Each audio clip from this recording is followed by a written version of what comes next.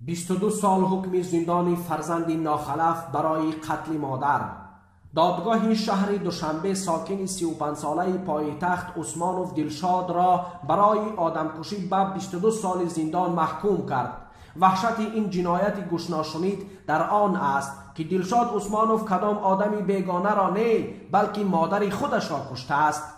این فرزند ناخلف شام 29 سپتامبر در حالت مستی به خانه برگشته مادر 62 ساله اش را که میخواست فرزندش را نصیحت کرده از این راهی بعد برگرداند 11 ضربه کارد زده است. مادر بر اثر جراحت های برداشته اش در جای حادثه به هلاکت رسیده است. وکیده تاجیکستان در نشر نوبتی برنامه سپر اخبار وکیده خبر داد که عثمانوف دلشاد سال تولدش 1983 استقامت کننده کوچه سعدی شیرازی شهر دوشنبه با حکم دادگاه پایتخت بر اساس قسم دوم ماده 104 کودکس جنایتی تاجیکستان برای آدمکشی به 22 سال زندان محکوم شد. بر اساس مواد این پرونده گوش ناشنید دلشاد عثمانوف سنه 29 سپتامبر تقریبا ساعت 19 شام وقت در حالت مستی به منزل استقامتی اشان برمیگردد نصیحت های مادر را برعکس قبول کرده نخست مادرش را دشنامها قبیح داده و شأن و شرف و عزت و احترام مادر را پایمال کرده است. مؤلف میگوید در رفت مناقشه در نهاد عثمانوف دلشاد قصد کشتار مادر پیدا شده.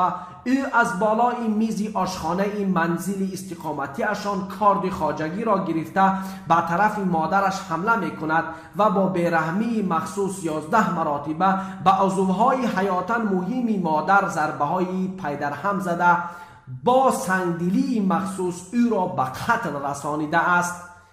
وکیده میگوید در رفت تفتیش معین کرده شد که سبب اساسی این مناقشه که عاقبت به کشتار انجامید از یک جهت اگر از حد زیاد نوشیدن نوشاکی های اسپریتی باشد از جانب دیگر نشان دهنده سطح نهایت پست معرفت انسانی محکوم شده می باشد. با حکم دادگاه شهر دوشنبه دلشاد عثمانوف 22 سال حکمش را در زندان نظامش سخت باید ادا کند.